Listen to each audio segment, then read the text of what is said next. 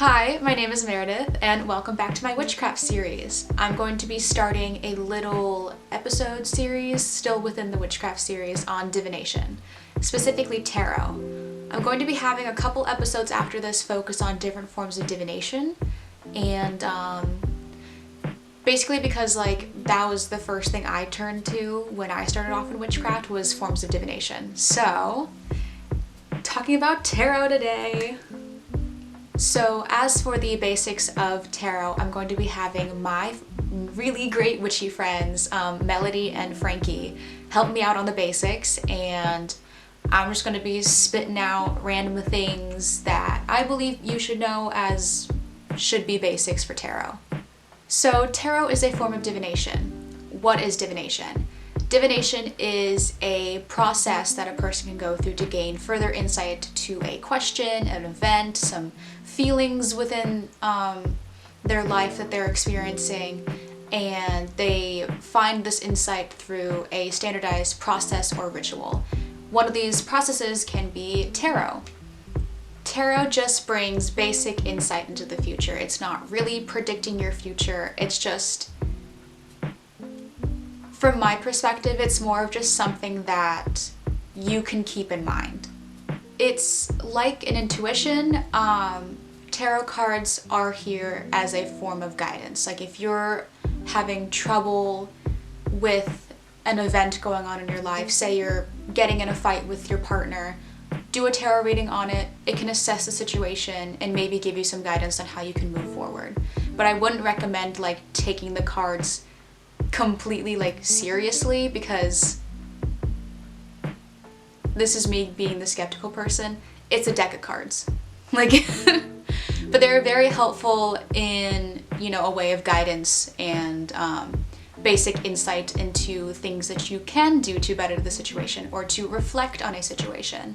Tarot is a great way to connect with either your higher self, your higher spirit, gods and goddesses, a nice way to communicate with them, communicate with deities. You can contact and communicate with your spirit guides, other spirits, higher beings, your ancestors also, just whatever entity, energy, being you need to communicate with, talk with. Tarot is a great way to do that. However, it does make those conversations difficult because, as I said, tarot doesn't predict the future. It doesn't fully predict the future. It's more of just that insight, as well as tarot cards are something that you need to interpret. A tarot card isn't going to say, next Tuesday, you're going to go to the mall and meet the love of your life. His name is Jason. That's not going to happen. It'll give you a card, say reverse 10 of Pentacles, which is a card that I got today, which is a mildly negative card. But it's you will experience financial instability amongst your parents or your family, things like that. It's something that you have to interpret and relate back to your own personal life. So if you are communicating with these higher beings, your higher self, your ancestors, you're going to see a card, but you're going to have to interpret what they're saying. It's not going to give you a straight answer. Tarot is a really great way to have that basic reflection on events. For example, if you've experienced something really traumatic in your life, you can find solace within these tarot cards. You can do a reading and see how can I reflect on the past, and then how can I move forward. Those readings help me out a lot. If I'm going through some shit, I'll be tarot cards, and then I'll just it really helps you out. It's a nice way to reflect on events in your life. I personally don't believe that tarot cards are good for those yes and no answers, because it's very interpretive.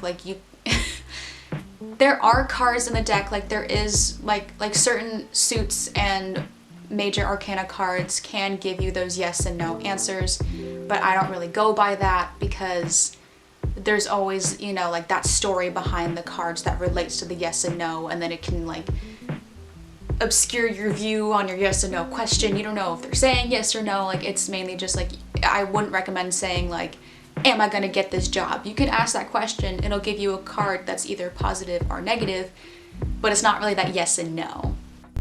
Hi, my name is Frankie and I'm going to be talking a little bit about tarot, the basics of it, what it means. Hi witches, I'm Melody, also known as Curly Fried Princess on TikTok, and I'm going to be talking to you guys today about tarot. I have been practicing for about a couple of months now, but during that time period, I have gained lots of experience and knowledge through research and practice and advice from other witches, so hopefully you deter me to be knowledgeable and trust me. A typical tarot card deck has 78 cards, including 22 major arcana and I believe 52 or 55 minor arcana. Now this would be an example of the major arcana. So you can see right here, major arcana represents major life events, big events, long-term kind of things, and major themes. And the minor arcana, here's an example of the minor arcana, represents everyday life issues, kind of temporary and moving energy in your life. So the major arcana cards do not have a specific suit or symbol. A suit means symbol, such as wands, pentacles, yada yada. A major arcana does not have a specific and designated suit, nor does it have a specific or designated number. Now, it may include that in the card, it may have that in the card, but it's not specific to that card. And I will get more into what I mean by that when I'm explaining minor arcana. There are 56 minor arcana cards, and once again, this is a minor arcana. The minor arcana has numbers 1 through 10, the ace to the 10, and then the 4 court cards, the page, the knight, the king, and the queen. The minor arcana have 4 suites, one of which is the swords, which rules over air, thought, clarity. One is the cups, which has to do with water, emotions. The wands, which have to do with fire, action. And let me find the last suite. The pentacles, which have to do with earth, materialistic things, and finances. So with tarot cards, cards that are upright and reversed have different meanings. So a card that is upright is going to have a different meaning than it has reversed. An example of this would be the tarot card, the Star. So the Star upright means kind of like renewal and hope and a lot of spirituality, but when it's reversed, it's going to mean like a lack of faith and disconnection and struggle. And it's kind of the same with that for like a lot of cards. So this is what I mean. So, oh my gosh, this is the card upright, and this is the card reversed. A lot of people think that when you get the reverse of a card, it's negative. That doesn't happen with every card. Off the top of my head, I cannot think of one card when you reverse it that it's a positive message, but I know it's out there. I know there are cards that when you reverse them, it's still positive. And you can have all different types of decks. So the original deck is the Rider-Waite deck, which is just very simple sketches, and that's what most individuals I know use to learn. I prefer adaptations of the Rider-Waite. So we have one with the animals on it. The animals provide me with symbolism, and I also use the Lover's Path, which is famous love stories for each card. And so this is my tarot deck, and so there are 78 cards in this, and this is the Rider-Waite deck. In case anyone's curious, I recommend the Rider-Waite deck for beginners just because it has the best symbolism, is the easiest to read personally, I believe, for beginners, and many witches believe this too. You can get this deck on places like Amazon, occult stores. I got mine at Barnes & Noble. A lot of places do sell this deck, thank goodness. I have 2 tarot decks. There's this thing about tarot where people believe that, you know, you can't buy your own tarot deck, like someone has to buy it for you. I personally don't believe in that because, like, sometimes you don't have those people in your life that are going to be able to buy a tarot deck for you. I think it's perfectly fine and okay if you buy your own tarot deck because, like, in all honesty, really brings a stronger connection between you and your deck if you buy it yourself, because like that's the one that you're drawn to, that's the one that you want. But this is my first tarot deck, my Tattoo Tarot. You know what's funny? Actually, miraculously, I did not purchase either of these tarot decks. People in my life got them for me. That's funny, but I'd still stand by my claim that you don't need to have someone buy your tarot deck for you. This was just like a really nice coincidence. My mom got me this one. We were in like some witchy shop, and my mom was like, "Do you have tarot cards?" And I was like, "No." And she was like, "You should go get some. Let's go look at tarot cards." And it was so sweet. We were just standing in front of all the tarot cards, we were looking through them, and we were both like, this one. So this is the one that I use most often. I really love it. It's my first tarot deck. I think that the illustrations in here are just so unbelievably beautiful. This is my other tarot deck that my best friend Emma got for me. I love you, Emma. It is the Modern Witch Tarot deck. It's absolutely beautiful. I think all tarot decks are just so gorgeous. This is probably the tarot deck that you guys see most often, that you see me using most often, because like, not that my Tattoo Tarot deck isn't beautiful, I really vibe with the illustrations in this one. I think it's so beautiful. But I honestly don't use this one that often because I'm just so strongly connected with my Tattoo Tarot. Not that I'm not connected with this one, just I haven't gotten to that point with this tarot deck yet.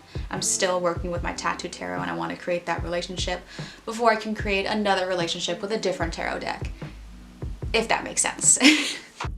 Now, when you are going through your cards, it's always important to cleanse them either before or after each use so you don't have that old energy on it. Because if I'm doing a money spread and then I'm going to do a love spread, well, the energies are going to mix up and my reading isn't going to be as accurate as I would like it to be. And it's always important to shuffle as well and trust your intuition when you are going through your cards. Now, there are a bunch of different ways to shuffle. I personally like to do it where I just go like this and like, you know what I'm talking about? Where the person's like that, but they like actually shuffle. And then after that, I go through it and I just kind of feel around. Some people like to just straight up spread them out and just pick and choose. It really depends.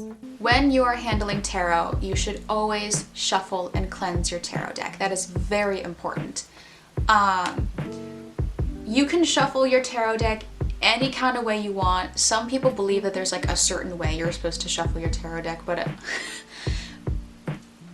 okay, this is kind of embarrassing. The way that I shuffle my tarot deck, some of you might get this reference. There's this one episode in The Office where Michael went to shuffle a bunch of cards, and what he did was that he just like spread them all out on the table and just like and that's I do that. I do that because I'm so bad at shuffling my deck. That's how I usually shuffle my tarot deck. Like I'll do like that little thing and then I'll like pick them up group by group and then shuffle them individually and then put them all together, then shuffle them together. It's quite the process, but I believe it's a really great way to like switch them all up, make sure that not all of them are upright, that they get like some that were upright last time or reversed this time. Basically, that's just what I do. But shuffling really helps so that you're not getting either the same card all the time, or you know, like some cards have the opportunity to give you different readings each time you do a reading. It's a nice way to just like mix it up and make sure you're getting an accurate reading every single time. For cleansing your tarot deck, there isn't any specific way you're supposed to cleanse it, just any way that works for you. I personally, I'll just like slap a selenite on there. But yeah, any sort of way you want to cleanse it, like there's smoke cleansing, incense, smudging, there's selenite, which I believe is the easiest, to be honest. You could even do a whole salt bath. You could put it in the sun. You can put it in the moonlight on a full moon. You can do the like singing bowls and do whatever sort of way you want to do it. Go ahead. Basically, that whole process really helps with the accuracy of your reading. Like, you don't want to go into a new reading and be like, this really isn't accurate, because that's going to suck, because then you're going to feel like my tarot deck isn't working when it is. It's just you haven't gone through the right like pre-production process in order to get an accurate reading. Okay, so when you first get your tarot deck, let me get into my tattoo tarot. You'll open it up and, oh, hello. Something just popped out. Your tarot deck will come with a little book. So this is the book that mine came with. Basically this book, like, it'll go through the different cards, what they mean. Some books don't give you the reversed meaning of the card, which is kind of difficult, because when you do get a reversed card, you'll have to like look it up on the internet or something. So that kind of sucks. But usually, yes, tarot decks will come with books that tell you the meaning behind each card. If your tarot deck doesn't come with a book like this, I'm gonna be honest, it's a shitty deck. Because every tarot deck should come with a book, because it shouldn't just, you know, like have the idea that you already know what you're doing when you get this tarot deck. That doesn't always work out. So now moving into some basic tarot spreads. These are some spreads that you can try on your own to help you further your understanding of a tarot deck. Before you even do your reading, you need to have a clear intention and question. Your tarot deck won't be able to answer your question if you don't know what you're asking. Usually the way I go about this is that when I'm shuffling the deck, I'm usually thinking of a question in my head, or I'm like saying it out loud to my deck. Like for example, usually the readings that I do are like, what should I know for today? What do I need to prepare for tomorrow? It's usually things like that. So I'll be shuffling the deck, and while I'm shuffling it, I'll be like, I'll ask it like maybe once or twice, like, what do I need to know for today? What do I need to know for today? And then I'll put the deck down and then flip a card over, and then boom, there's my reading. There's also no certain way you're supposed to take the cards out of the deck, place the cards, like there's no set anything. It's really up to you. I personally, I'll just like put the deck down and flip a card over, and that's basically what I do. Some people have tarot readings where there's like a specific placement of the cards. That just helps with the accuracy and the flow of the reading.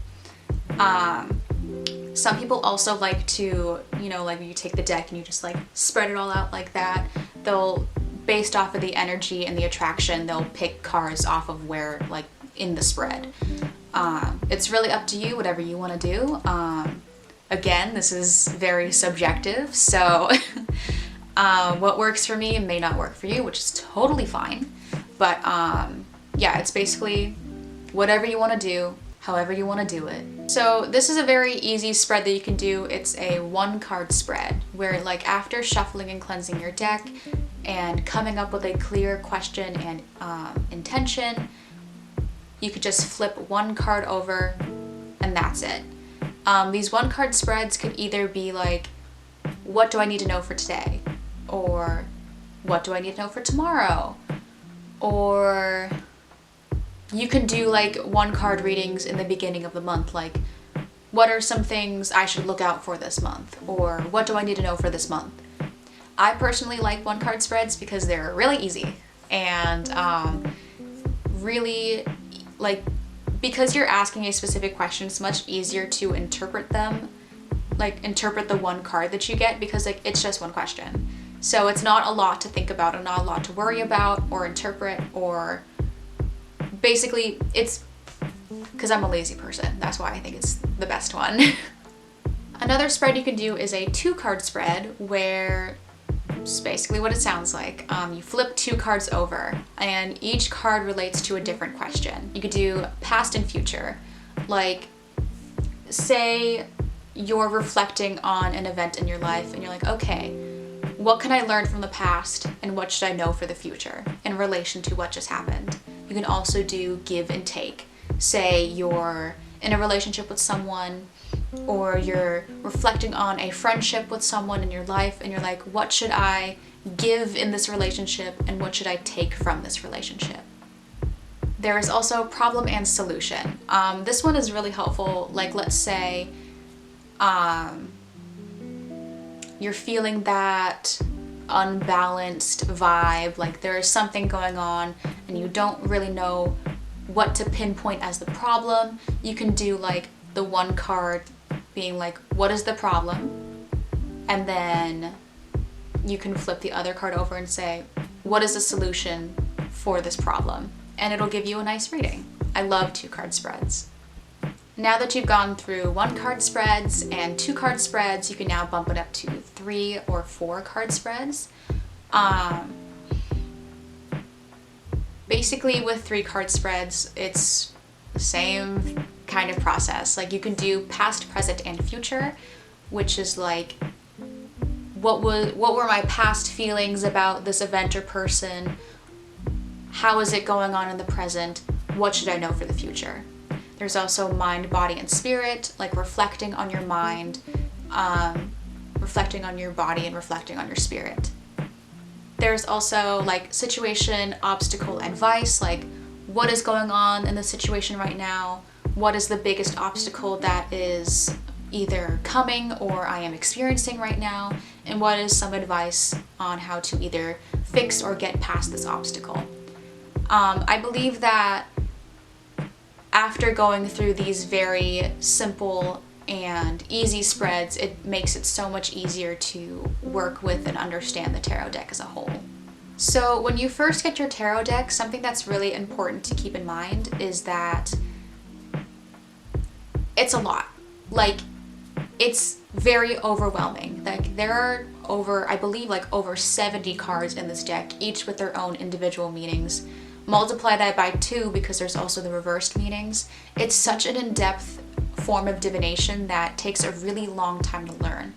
What I suggest, and I've been doing this recently because I've recently gotten back into tarot, because I got my tarot decks and I was like, that's really overwhelming. So they kind of sat on a shelf for a little bit. I never really used them.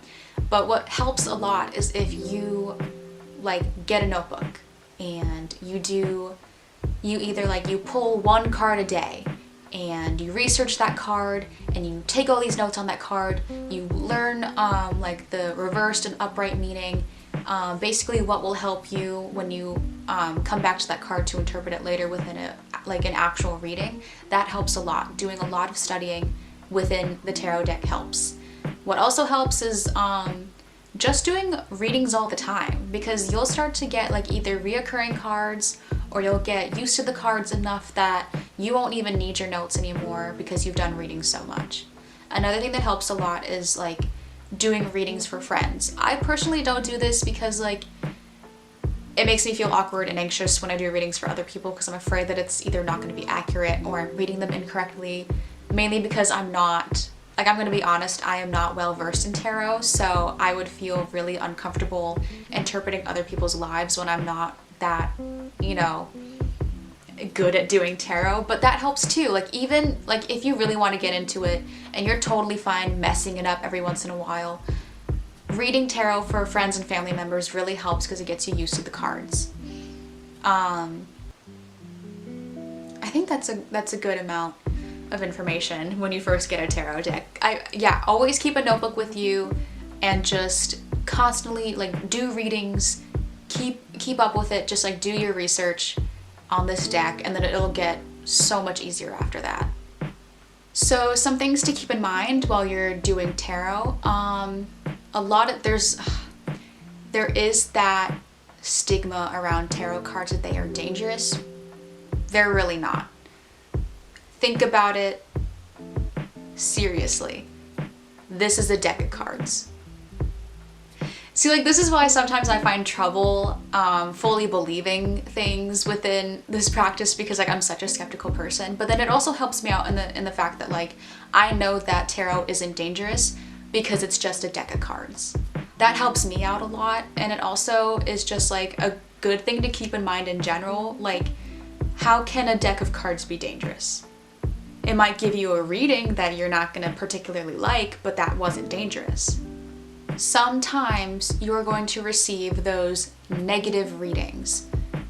But in reality, your tarot cards are just trying to say hey, here's something you need to hear right now.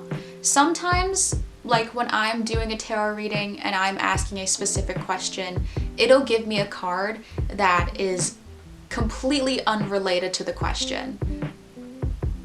but it's something I need to hear. That'll happen a lot. That happened to me recently. I was doing a reading and I was like, am I going to, I don't even remember what the reading was about, but I know that I got 2 cards that did not relate to the question whatsoever, but there were things that like I wasn't focusing on.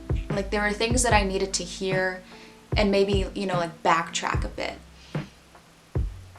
I feel like when those readings come up, don't ignore them, because it really helps to sit there and reflect on them.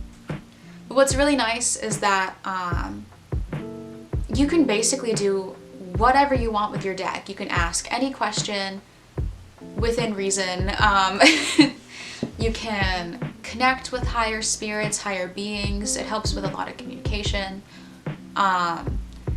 The only downside is that it's really interpretive. Like it's not going to give you a straight answer because every card has its own set meaning. So you're going to have to find that way to connect it to either your question or your life at that point. I think that's the only downside of tarot. I think that's what makes it really difficult for a lot of people, is that there's so much interpretation that goes along with the deck.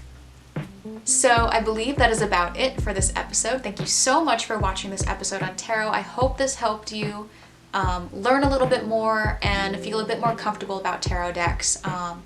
Special thanks to Frankie and Melody. Thank you so much for doing this for me, for helping me on this project. They know tarot so much better than I do, and I knew that I wouldn't be able to accurately discuss tarot without their help, so thank you so much. I believe that is about it. Just so we know, my next episode for this divination series is going to be on meditation, and I'm very excited for that episode because I have some more witchy friends helping me explain meditation. Oh, I love these people so much. The people who are going to be featured in these episodes, including this one, are literally my favorite people of all time. And I can't wait to pull that episode together. They've already sent me their footage. I'm just taking forever because I'm lazy. But thank you for watching and see you in the next episode.